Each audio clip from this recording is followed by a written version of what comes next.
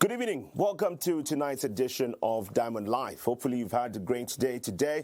What an eventful day it has been. And always feel free to interact with us via our Facebook page, Diamond TV Online, where we are streaming live at the moment. Tonight, we focus on agriculture. If you have been thinking of becoming a grower of tobacco, this show right here is going to be one that will be interesting for you. If you are a grower as of now, if you're currently a grower, then you also want to stick around for this, because tonight we'll be looking at some of the best practices, what you need to do, the recommendations that are coming through from the Tobacco Board of Zambia, who are my guests this evening. I'm joined by the Regional Tobacco Inspector, Mr. Patrick Sanderson. Good evening and welcome to tonight's edition of Diamond Live. Good evening, Chimweka, and thanks for having me on the live program. Also on the show this evening is Research Manager at the Tobacco Board of Zambia, Mr. Kalobwe Mwansa. Good evening and thank you for joining us. Good evening, Chimweka, and thank you for having us on the show tonight. I want to dedicate tonight to a lot of people who have been considering becoming, growers and seeing the benefits that come with being a tobacco grower, which we'll be talking about this evening. But we'll start off with just getting the mandate of the Tobacco Board of Zambia for those who might be coming across the board for the first time. Just run us through your work and what your mandate is. Okay. Well, Tobacco Board of Zambia is a board that was established in 1968, and the main purpose or the mandate for Tobacco Board of Zambia is to promote, regulate, facilitate and control the production of tobacco in the industry. Also to collect all statistical information regarding to production, marketing, export and manufacturing of tobacco. There are also the other function of Tobacco Board of Zambia is to provide guidance on marketing, production and export of tobacco. So our main role is to regulate the tobacco industry from production, which is seed, and to export throughout the process. Thank you. And since the establishment, how would you rate how this has been going in terms of the regulation? Well, we've had situations where production has gone down. We've had less players in the industry, or stakeholders, if I can say. But the 2024-2025 production and marketing season showed a very serious increase in the number of stakeholders, the number of sales flow, the number of buyers, if I can break it down than just using the term of stakeholders. So we had an increase in, that's one, the buyers, the merchants or companies that were buying tobacco from the farmers. Then two, we had a serious increase in the number of sales flows. I think we only had 4 from the 2023-2024 season going backwards, but this year there was a serious increase. We had up to 16 sales floors, licensed tobacco sales floors. Then also we had a serious jump in the number of registered tobacco growers, both for flue-cured and barley. Then also we had a serious increase in the production levels of hectareage, in terms of hectareage, that is the number of hectares for barley and hectares for flue-cured. So I would say the 2024-2025 season has been a record-breaking season, where we, for the first time, we've hit about 72 million kgs of tobacco, which is the highest that this country has ever produced. Because last year we were in between 44 to 54 million kgs, but this year we have hit 72 million kgs, which is a big jump. And we were a strategic plan, which runs from 2024 to 2028, and our target was to reach 80 million kgs by 2028. Considerations for that registration period? Let's wait and see what kind of statistics what we'll get from the Tobacco Board of Zambia system. And also the feedback from the industry. Then who advised the way forward after having a serious analyzing of the statistics or the data that's on the ground. Okay, yes. All right. Like he mentioned, he was here last time, and I mean, after the show was done, you spent a good amount of time, considering convincing Andrew Mwansa, who's one of the hosts of the show, and myself to get to be tobacco growers as well. Oh, yes. I mean, probably quite a number of benefits that come with being a grower in this country, isn't it? Yes. If you can just speak into that as well. Maybe you can convince somebody who's watching out there. Tobacco, when you look at tobacco is a cash crop, just like any other crops out there. But when you look at the profitability of growing tobacco, it is 14 times more profitable than maize. So you find that that amount that you would have spent, or the time that you would have spent, maybe only 1 hectare, 14 times more. 14 times more profitable than maize. You find that you make more money on tobacco rather than the amount of money that you make on maize. However, Chimweka always say this: tobacco growing is an art. It is a skill that you need to learn over time. So if you came to me and say you wanted to grow tobacco, you've got 10 hectares of money amounting to 10 hectares, I would ask you, the first question that I would ask is, have you grown tobacco before? If not, the second question that I'll tell you is, reduce to 0.5 hectares. Why am I saying that? What we want is, we want you to learn.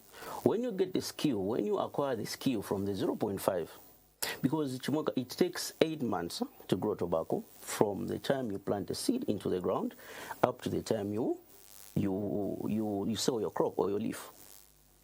Under that 8 months, it will test your management skill, it will test your pocket, and so on. So all those things. But in the first year, just put in money to learn. The second year, you are acquainted. Your management skill will be on point.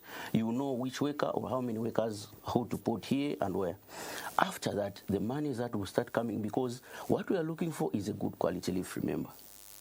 A good quality leaf. Tobacco is a leaf. When you have a good leaf, this leaf is only acquired by following good agronomic practices, just like any other crop. That is timely planting, timely weeding, timely fertilization application, following everything through at the right time, at a particular place and time. After that, you will be good to go and you will be able to reap the benefits. Oh, okay. Yes. I just thought we bring this up for those who might be putting that into consideration and maybe wanting to see the benefits as well. But let's now get into the best practices in the field, because once one becomes a grower, they obviously need to implement the best practices. What would you say are the best practices in this field? Yes, so like I mentioned, Chimweka, thank you for that. Like I mentioned, so the best practices in the field, we call them good agronomic practices. That is in the field. We also have other practices away from the field. Okay. Post-harvest, we call them post-harvest practices. But in the field, we are talking of the time of planting, following the exact dates, statutory dates. In tobacco, we've got a calendar. We've got a calendar where I say, okay, from the 1st of August, everyone else should set up the nurseries. By this date, everyone else should transplant. By 31st December, everyone else should destroy the nurseries.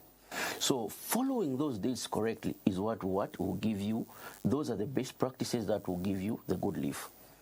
Looking at correct chemical application, correct fertilizer application, you're looking at the time frame, you're looking at the period, you're looking at the amount that you're going to apply that fertilizer. Weeding on time, keeping your field weed free. Reaping, there's what we call reaping or harvesting for those that do not know, and there's also what we call topping or removing an apical branch. So you need to follow through all those things, including post-harvest handling, which we call curing, and grading and baling. You follow through that. Those are the tobacco-based practices that will give you the best yield and the best leaf quality. That, at the end of the day, Chimweka, will give you the right profit that you would want. Yes. Looking at the seedlings, the tobacco seedlings, and putting into consideration the transplanting stage, what would you say is the ideal tobacco seedling for that? Okay. Thank you, Chimweka, for that question. But before I answer that question, just in addition to what my colleague just mentioned on the cultural practices, I would tell all our guests that are watching that it's very, very important to understand the cultural practices in the main field of tobacco, or the lands in the tobacco, depending on the new guests that are watching us. The main field is where you transplant your tobacco to, and the lands is the same as where you transplant your tobacco to, the field, in short. So tobacco is mainly focused on the yield, okay? Because the leaf size is what gives you the yield. So one of the cardinal most important, apart from weeding and managing your moisture in the field, but the most cardinal one is topping.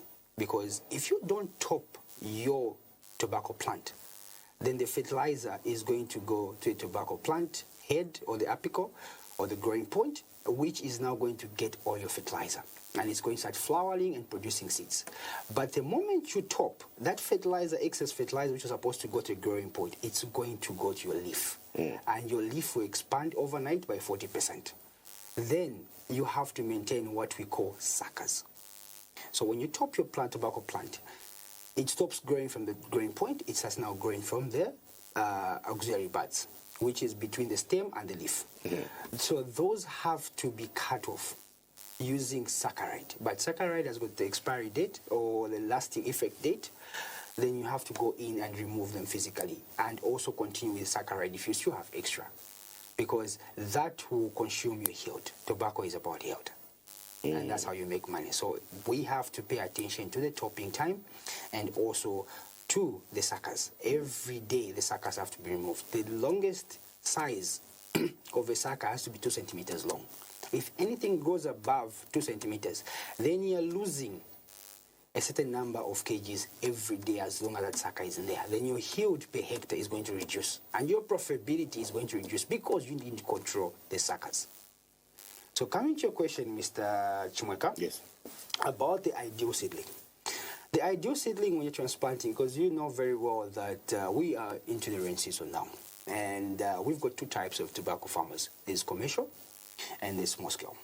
So the commercial growers, they use both, or that's irrigated and dry land.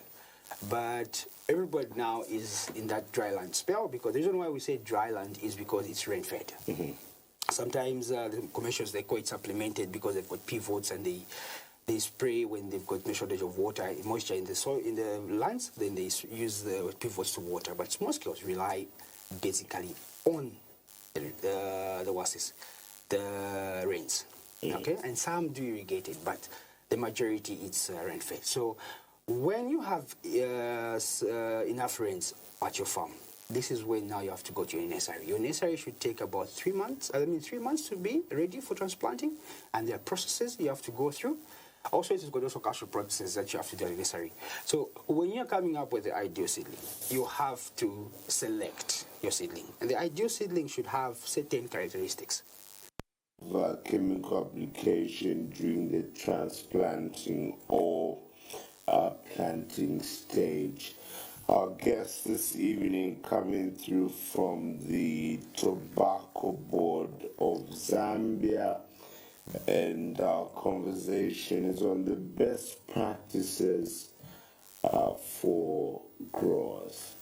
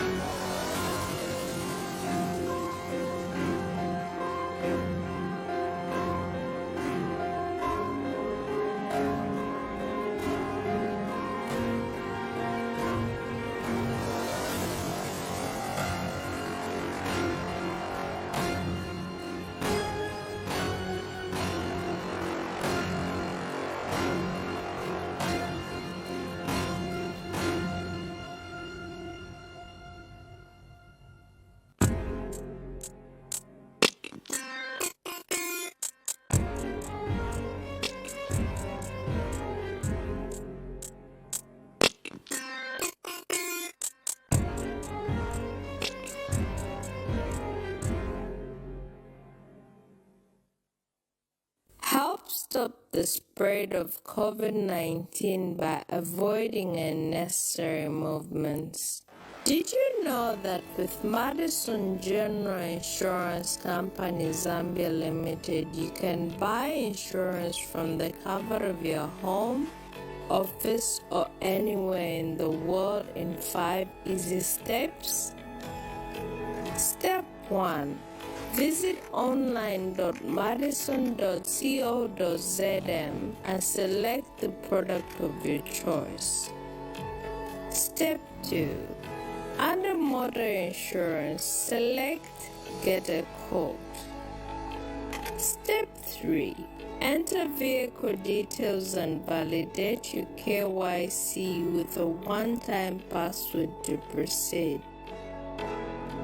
Step 4. Make payment using mobile money, bank transfer, Visa, or MasterCard. Step 5. Print your certificate of insurance on standard white A4 paper. It's that easy. But wait, there's more. Thanks to MGen's integration with the RATSA online system on buying your insurance from MGen, your insurance details are instantly uploaded to the RATSA system, enabling you to buy road tax immediately.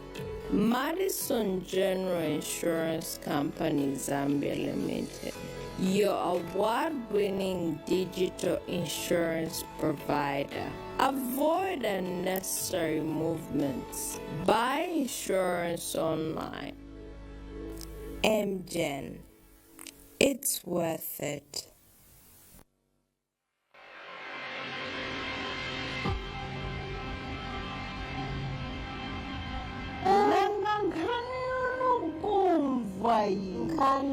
Utichikwati ndochitopuka wewe. Ninapita chapela muone tukusa. Ayopo mumsunga bwino wamika. Ndakawewe Nayo kamba. Nkuze mbazona. Sarah, namwona nkoni. Sarah.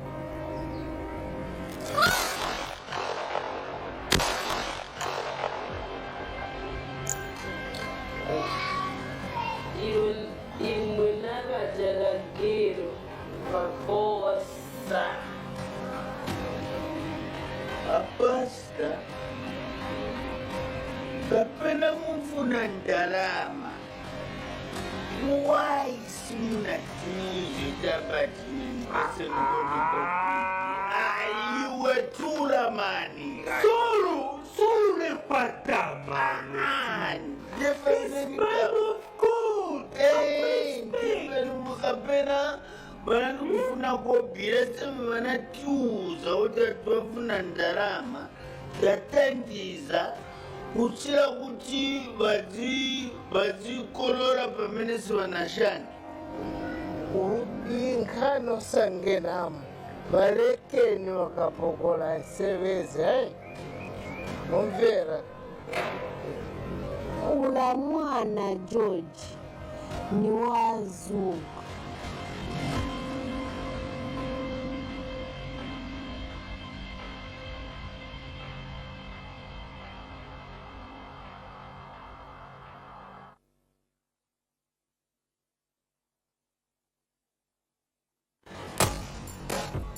We all play differently. Some live for the thrill, some play chill. But it's the emotions that unite us. That's for everyone. Rebuild yourself. One expert.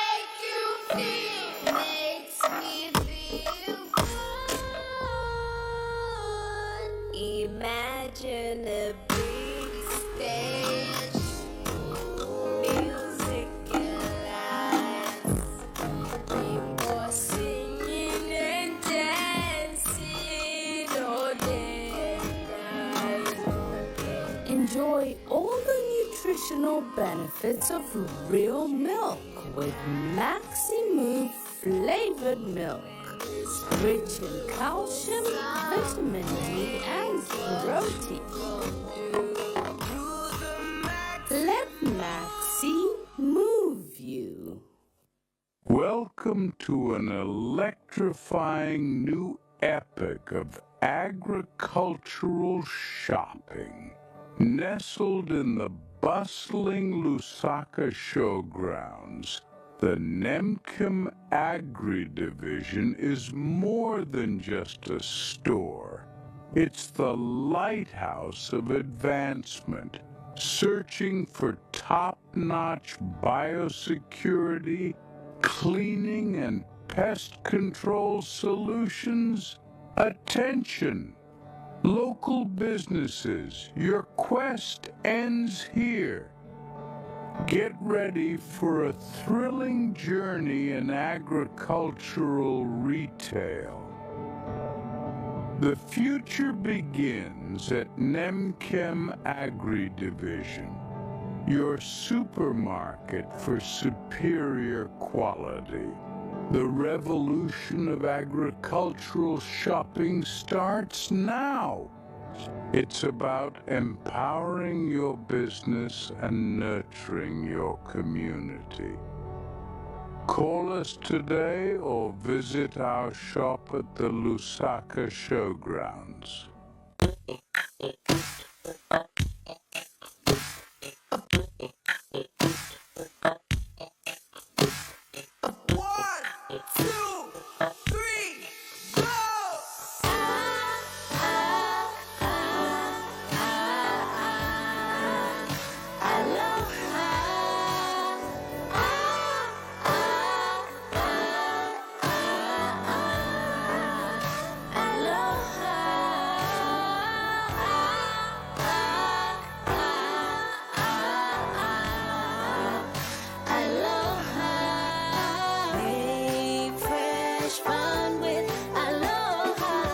As easy as 1, 2, 3, and all my clothes are squeaky clean. Quick to remove the dirt and stains and the fresh remains.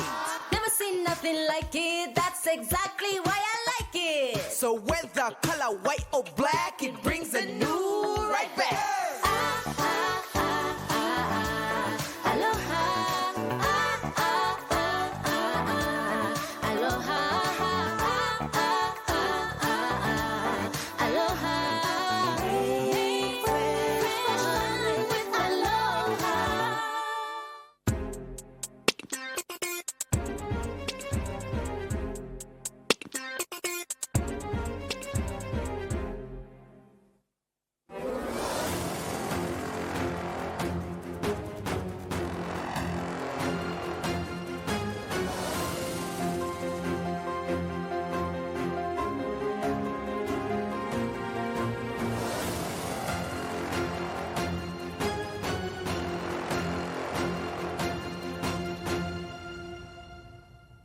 Still watching Diamond Live right here on Diamond TV, and our guests this evening are coming through from the Tobacco Board of Zambia. We're looking at the best practices for tobacco growers, and if it's something you have been thinking about, this is the conversation that you need. And if you know people who are also putting this into consideration, this is what they need to be listening to. Our guests are coming through from the board, and we do have the Regional Tobacco Inspector, Mr. Patrick Sanderson, as well as Mr. Kalobwe Mwansa, who's Research Manager. Before the break, we did look at plant spacing. You were talking about plant spacing and the recommendations around that. Yes.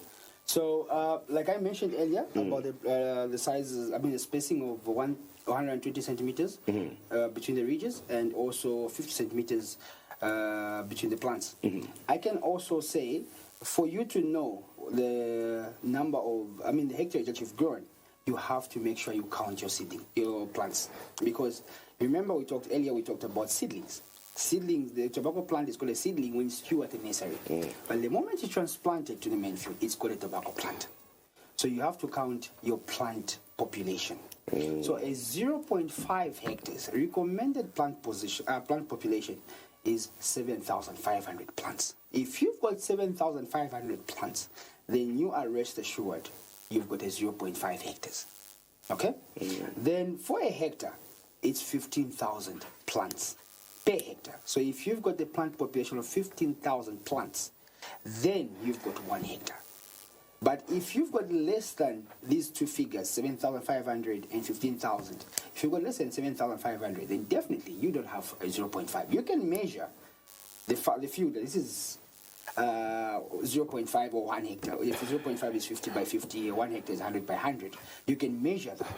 But the plant population is what is vital to count the hectareage. So you have to make sure when you transplant, count how many plants that you've transplanted. And just to bring you back, like earlier we said on the other previous program, 1 hectare of tobacco only requires about 5 grams of seed, which is enough for 1 hectare. So you have to make sure that you sow on the nursery 5 grams, and that 5 grams will be enough for 1 hectare. And then 1 hectare has got 15,000 plants, and make sure you count that. Okay. Thank you. Interesting. Let's talk about now chemical application, whether during transplanting or planting. What are the recommendations around that? Okay. So when you are transplanting, okay, your main field, you know, it's the first time, there's no crop in there.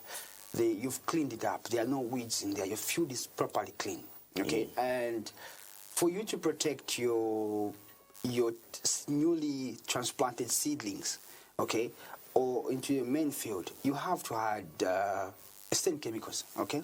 Because you're going to find termites, you're going to find cutworms, and also you're going to find aphids and other pests in your main field, okay? So now here, I want to give an example because I don't want my guests to misquote that because Tobacco Board of Zambia was on the interview and they mentioned that these are recommended tobacco chemicals because there are 2 types of growers out there. There is one which are sponsored by tobacco companies and they've got their own recommended tobacco chemicals which they've tested and they've recommended to use to the growers. And also for self-sponsored, we need to also align with the chemical compliance policy that we can use. So I would have loved to mention the chemicals here, but we need to stick to what we are advised by both sides, Tobacco Board of Zambia and also the sponsoring companies, okay, for the chemicals.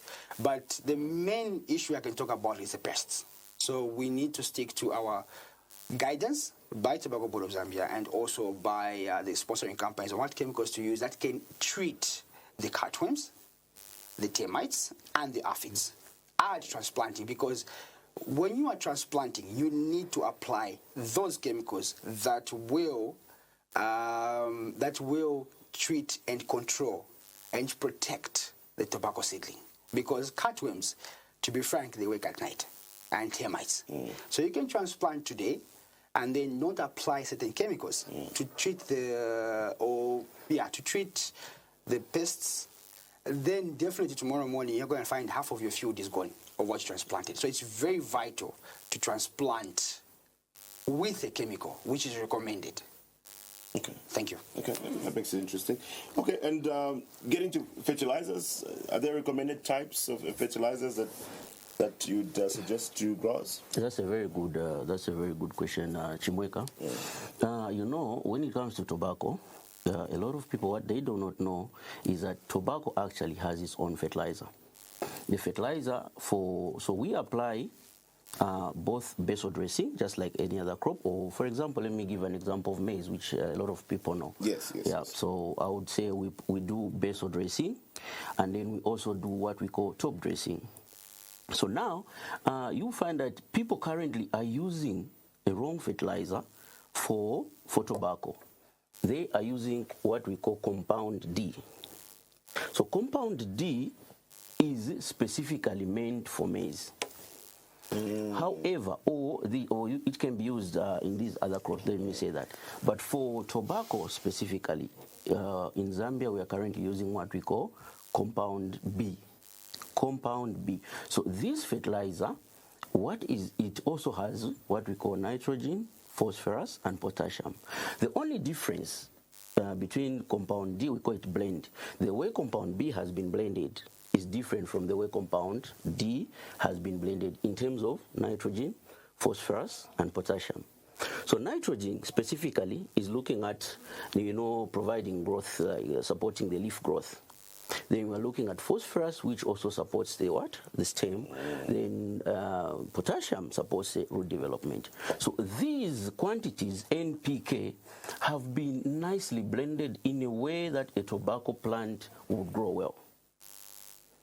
So if a farmer, or here's me, a grower, who goes to pick compound B to compound D to put in put in tobacco, it means there will be certain elements that will either lack or overshoot, that will compromise on the quality of the crop at the end of the day.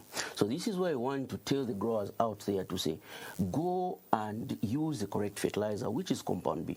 So this compound B can be found, just like my colleague said, I don't want to mention the actual companies, but you can go around these tobacco producing areas and other areas and then ask fertilizer companies. Most fertilizer companies are now stocking this compound B.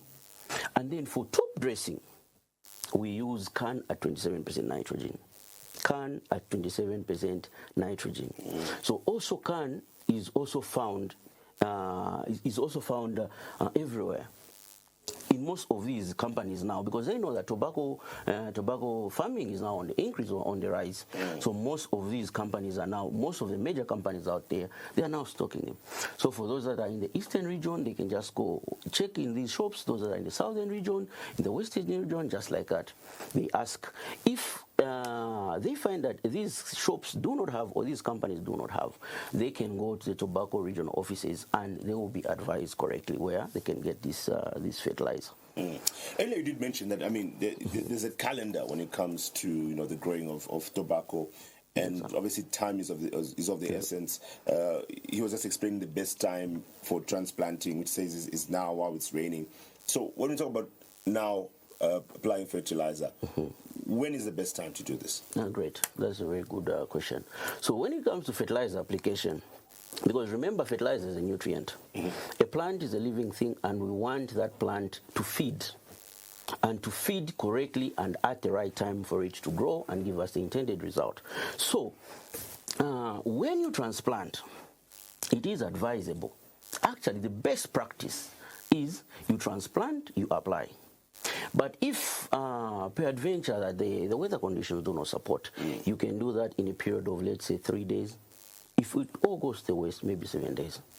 So that is for basal compound B. You can do it. The best practice is while you're transplanting, you add the fertilizer, or within 3 days period. If all goes to the west, maybe a period of at least 7 days. Why are we doing this? Why we are doing this is we want, by the time the plant is starting from being transplanted, is starting to get the vigor, the fertilizer is also ready. And at the same time, the fertilizer needs time to dissolve in the soil. So it will need, it will take longer. The longer it takes, it means the more you delay that plant to get the nutrients that are actually needed by the plants. So for compound B, that is a period. Then for CAN, top dressing, you're looking at a period at least 2 weeks. 2 weeks, 14 days. If within 14 days you do not have at least 21 days, you need to apply the top dressing on the CAN. Yes. And does how much fertilizer also per plant matter? Yes, very much. It matters. Actually, when you look at, I'm referring to maize because Zambian growers, Zambian farmers, most of them know how to grow maize. Yes, so that is what I'm trying to compare. So when you look at blanket recommendation for maize, fertilizer actually per hectare uses, tobacco uses more fertilizer per hectare compared to actually maize. So maize, you find that you need maybe 6 to 8 bags, but for tobacco, usually it is a range. Okay. So I would say, let's say, between 500 kgs to 600 kgs, that is for compound B per hectare. That is translating into 10 to 12 bags by 50 kg of compound B. And then for can, we are talking of 100 kgs per hectare. That is 2. That is 2 by 50 kg bags. So in terms of application, yes. So there's a common practice that farmers actually use when they are doing the maize, where they actually, they're just using the hand. In fertilizer, in tobacco, we've got what we call fertilizer cups. So the fertilizer cups, each has been calibrated into certain mils or grams, each cup. So you, as a farmer or someone who intends to grow tobacco, I would advise they need those cups at the field or at the homestead, the fertilizer cups. So these fertilizer cups also can be found in most of these agro-dealer shops. So when applying, for example, for compound B, there's a cup that we call a cup 16. A cup 16. So empower each of the person that is going around applying the fertilizer with that cup 16. So basically, if this is a plant, what you do is you measure 10 centimeters away from the plant, and then using a debo stick or a stick, a farmer, you drill on both sides 10 centimeters of the plant, and then you take that cap and apply. The depth of that hole should be at least 10 centimeters as well. That is for compound B. So this is a plant, you paste 10 centimeters, which is about this particular size from here to here. You drill, add the fertilizer, and add the fertilizer, which will give you 32 grams for one plant. 32 grams. After you are done with that, then the farmer needs to bury those. You don't want the farmer to lose the fertilizer or to sell the fertilizer to the air. We want all the fertilizer to be what? To be utilized. Then after that, there's for can, 2 weeks later, 3 weeks later, they can also now drill at least 10 centimeters and apply the can. So for can, if it's raining heavily, you can apply and maybe not cover, but any other weather conditions you need to cover so that it dissolves faster.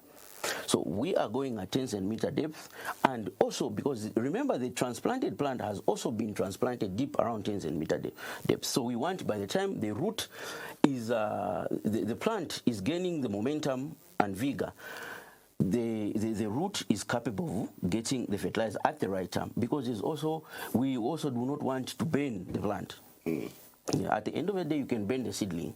So that is why we are emphasizing on the 10 centimeter gap, so that the plant is given time to mature and access fertilizers at the right time and the correct place. Still on the main field, what exactly is gap filling within a maize field? Yes, that is very important as well. So gap filling in the field, what it means is, when you transplant, remember you are pulling seedlings, and there are people that are involved in the pulling of seedlings. There's a possibility or chance, Chimweka, that some seedlings may not be properly pulled. Maybe the root is disturbed. There's a possibility that, just like my colleague had said earlier on, maybe there are cutworms that might cut at night. You transplant, they cut the plant, and the plant dies. What you want is to maintain the plant population of 15,200 per hectare. So within 2 weeks, you need to move in and identify places of where there are gaps. You planted, but there seemed to be a gap, or the plant died, the seedling died. Then you move in and place in those, so that at the end of the day, you achieve the 15,200 plants per hectare. That will give you the required yield and the required profit at the end of the day. Great. Let's add on. Yeah, just to add on my colleague with a very good explanation from the tobacco fertilizer until regapping stage. It's very vital and very important we as small-scale farmers understand how to transplant, because when you are transplanting, that seedling you're moving from the nursery to the main field, it's going to pass through a stage of a shockwave, what we call a shockwave stage. Okay, because it's in short, it's relocating, and then it needs to establish itself. So number one, when you dig your station hole or station on top of your ridge, when you are transplanting, make sure you bury the whole stem of the seedling and the roots. You just leave the growing point for the tobacco. Okay, the reason why we encourage farmers to do that is, one, to reduce the number of rates, and also to reduce the expense of regapping. So it's better you do the right way. This is why we said earlier it's important to get the ideal seedling. It's important also to make sure that this ideal seedling has got a perfect root crown.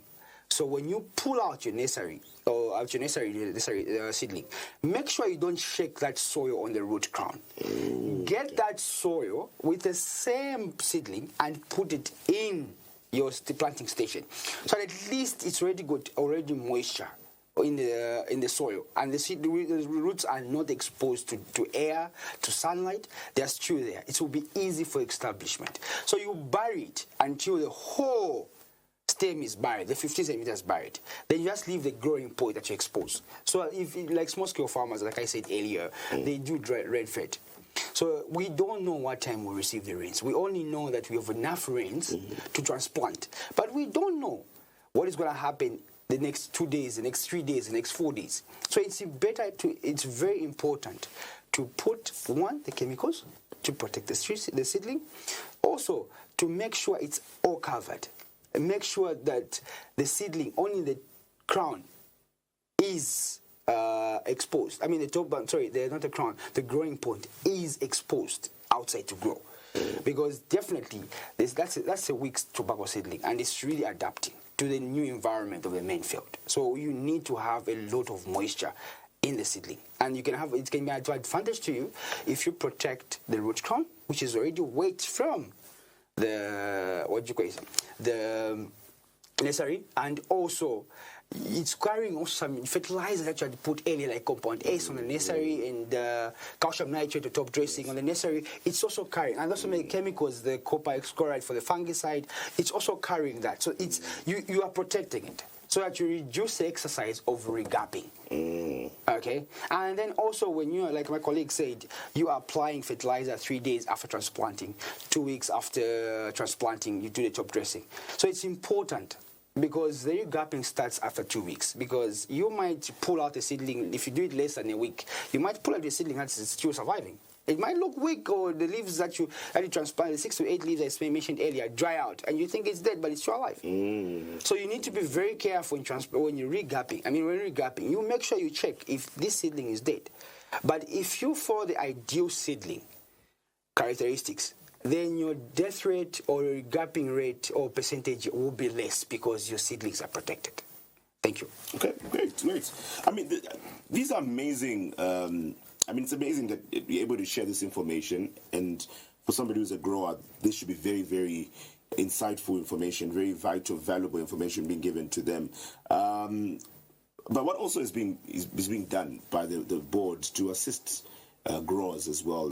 Where can they find this information if they have, maybe questions? Are they able to reach out to your offices and so on, just to get some advice on some of these best practices? Yeah. Maybe I can pick that one. Yeah. So the board, we've got, like I said earlier, we've got regions, and then within regions we've got districts. So we've got a regional office in each province. In Eastern Province, in Western Province, Southern, Central, Luapula, and Northern Province. And also we just opened up our newly office in Mumbwa. Okay, there's a tobacco inspector there. So this information can be reached through them. Then also there's other part of the ones that are the commercial, the farmers that are being sponsored by the sponsoring companies, because sponsoring companies provide field offices to guide, monitor, and educate or train the farmers on how to grow tobacco at every stage. So we've got two types of sources. There's the field officers from the sponsoring companies, and then also we've got tobacco inspectors that can actually, we do help a lot with the self-sponsored growers because they don't have anyone to give them information. So the self-sponsored growers, the self-sponsored growers can approach Tobacco Board of Zambia, or as Tobacco Board of Zambia, we can link them to a potential buyer of their tobacco.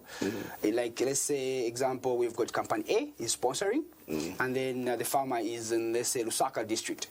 Then Tobacco Board of Zambia will identify the Company A's field officer and say, no, there's a self-sponsored grower here. Would you try to pay attention to their production stages so that you can keep an eye on what type of chemicals they're using, what type of fertilizer they're using, because it's very vital and very important. As Tobacco Board of Zambia, and also for the merchants, to monitor the compliance levels, to monitor what type of chemicals that particular farmer is using.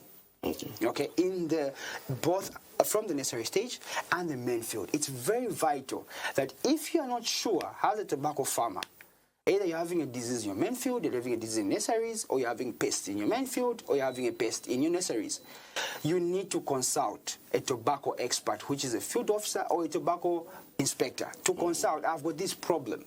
What can I do? What do I need to do? What chemical do I have? You don't just walk into an agri shop and say, I've got this chemical. They're going to give you a chemical that is banned in the tobacco industry. And then your tobacco won't be bought because of what you didn't consult, because of the chemical that you've used. So it's very important to find who's your nearest field officer for any company. They say Company A. Tobacco Board of Zambia will link you to Company A. They will guide you. Because one reason why I'm saying this, Chimweka, is tobacco companies have got their own recommended chemicals, the sponsoring companies. And Tobacco Board of Zambia, same, has got all that. But they've got what the chemicals they need to use, what fertilizers they need to use, their NPK levels, because all that affects the style of tobacco that will be produced after all these stages: the nursery, the main field, and also it affects the quality. So Tobacco Board of Zambia, we are trying to make sure that each stakeholder obtains the type of style of tobacco that they need. And also the self-sponsored are monitored so that we can guide them on what to do, so that everybody is happy at the end of the day. Just an addition to that. Also, information can be gotten. This is a digital age. Yes. So we have an active page that is running on Facebook, also on LinkedIn. People can go there. Tobacco Board of Zambia. It's very active. It's very engaging. People can type there. They can inbox, and then information will be available to them. Numbers also will be sent to them through that in case of anything, or in case they want to make any contact or inquire. Yeah. All right. So we are also in the process of developing a WhatsApp channel. Oh, okay. We have a WhatsApp channel actually, but we are also in the process of developing a website. Oh. So very soon it will be up and running, so that people can have information. Different types. Those that want to get books, articles, all those things will be placed there. Ah, nice, great. Yes. Sounds good. Well, gentlemen, thank you so much for joining us this evening and sharing more information around this. We appreciate you being on the show today. Thank you so much. Thank you for having us.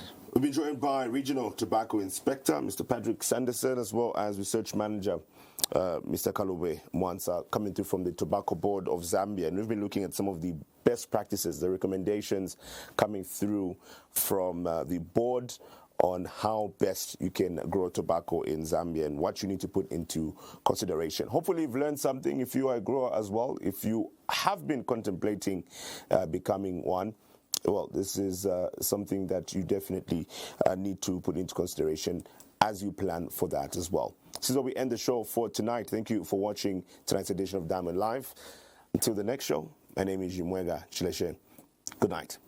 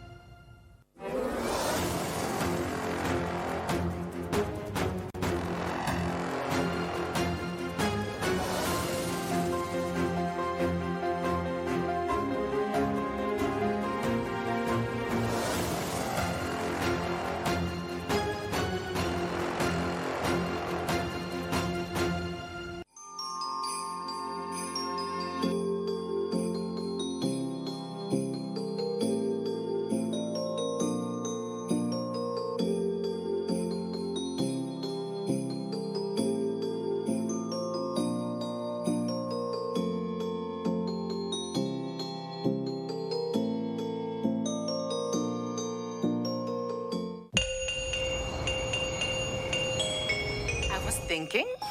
What would you like this festive season? I would like everyone to be happy.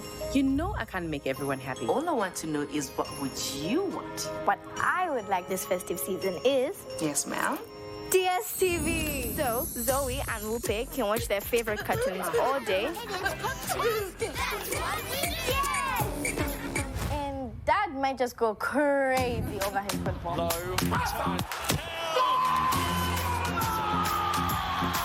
That man. And you and me can watch